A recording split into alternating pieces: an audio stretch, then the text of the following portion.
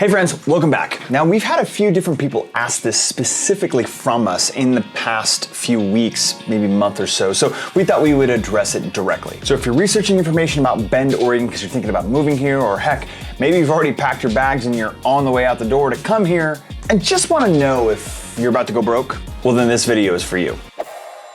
So today we're talking about and breaking down the cost of living here in Bend in 2025. And spoiler alert, it's not all IPAs and sunshine. Actually, it kind of is. I'm John with the Car and Real Estate team, helping folks from Central Oregon and beyond with their next move. And hey, before we dive in, maybe smash that like button and help us win that battle with the almighty algorithm. We'd really appreciate it. Cool? Cool. All right, let's get it. Section 1, cost of living breakdown. And what do these numbers even mean? So let's talk numbers. And look, no math quizzes, it's okay. But we're using data from bestplaces.net, which ranks cities using a cost of living index where a score of 100 is basically the baseline. So if something scores like a 120, then it's 20% more expensive than the national average. Simple enough? And Bend, I'm just gonna hit you right off the bat with it. Bend scored a 131 overall average score in 2025, meaning that living in Bend is about 31% more expensive than the national average. Not everywhere else, just than the national average. Now this might seem like an issue, but when you really take into account everything else, it's not that bad. I'm gonna explain why. Here are 6 categories and how Bend ranks within each one. Groceries scores a 102. This is just over the national average. And why? Well, because we love our organics, our free range, our whole foods, and our high-end co-ops. I mean, kombucha isn't free, people, right? Now, it's not all that bad. We do have one of the highest grossing Costco's in the nation. We frequent Costco probably every other week to cut down on, some of the cost of those high volume items that we buy, right? Now, you'll still find deals, but if you're used to bargain shopping like you do back in the Midwest, for example, well, welcome to the land of $7 milk. Welcome to the land of $7 almond milk. Healthcare, 97.9. I didn't know they were putting decimals in there. Good news here.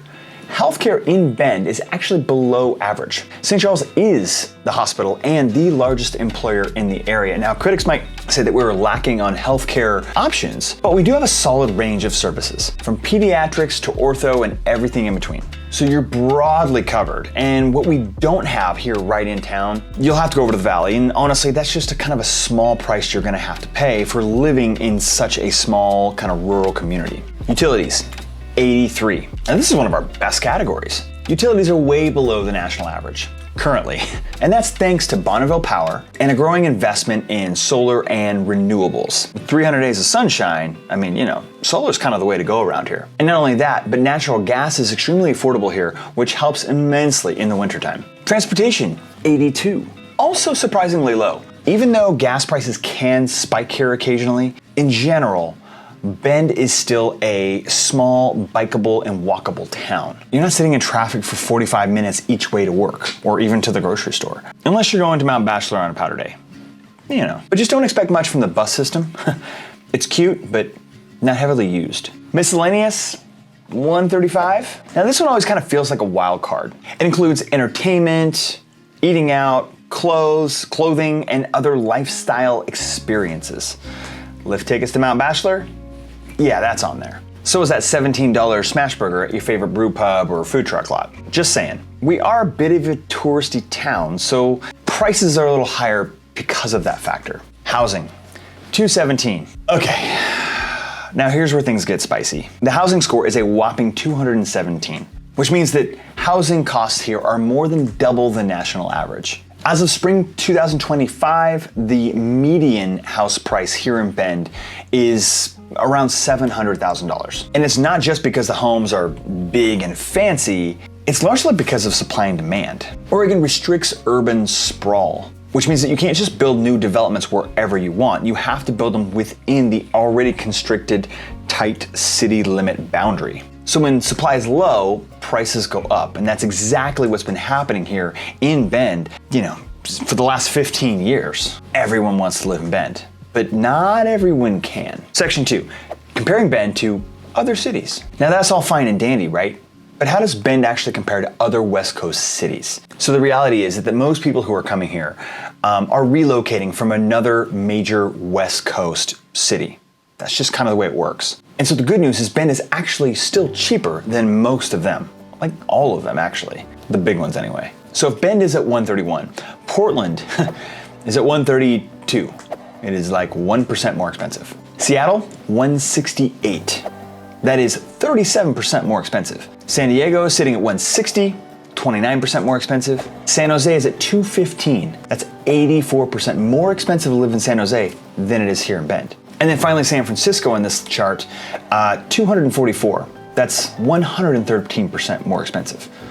Wow. So yeah, Bend isn't a cheap place to live, but it's still a screaming deal compared to most of California and most of the other major West Coast cities too. This is why so many folks from the Bay Area, LA, Seattle are all headed our way. But what about nearby alternatives? What about Redmond or Sisters? Even if you crave the lifestyle but can't quite afford the real estate prices here, there are other outlying communities which might be more up your alley. Redmond scored a 112. More affordable housing, growing fast, and honestly has come a long way in the last 10 years. La Pine scored a 127, which is actually a little higher than I would have thought. But at least with La Pine, you get land. Prineville, check this out. Prineville scored a 97. That's even cheaper than the national average. Then of course, Sisters, if you're a big fan of Sisters, it might not be too big of a surprise to hear that Sisters is actually a little bit more expensive than Bend, especially over the last couple of years, as it looks like basically real estate prices are a little bit higher because there's just fewer homes in general out there, less supply, more demand, and it's a really incredible community too, but it's not gonna be cheaper, it's probably gonna be a little bit more expensive. All right, so section 4, what does it really feel like? Look, I travel a lot for both real estate, going to conferences and trainings and things, and hockey. I'm big in the hockey community, so I travel all the time for coaching and playing and stuff like that.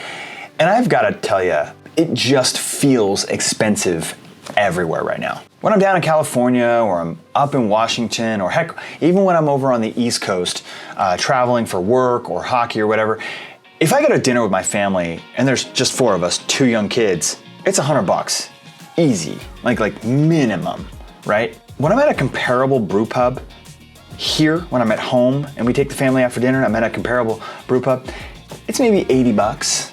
And now, maybe that's just because I know where to go because I'm a local here, but it actually feels cheaper in Central Oregon than it does when I'm away traveling.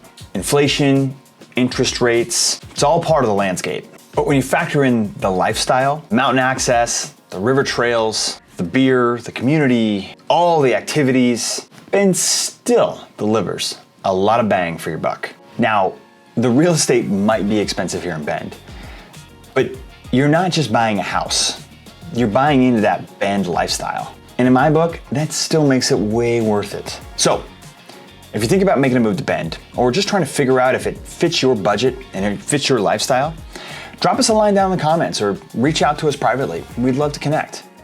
In fact, not even you, but if you or somebody you know is looking to buy or sell here in the Central Oregon area, my team and I would love to be your local real estate resource of choice. Our contact information is down below, and be sure to hit that like, subscribe, share, all those things that you do with the algorithm. We would really appreciate it. Remember, we've got neighborhood spotlights, we've got home tours, we've got lifestyle content, maybe a few dad jokes along the way. I don't know. Thanks for watching. We'll see you over on the next one.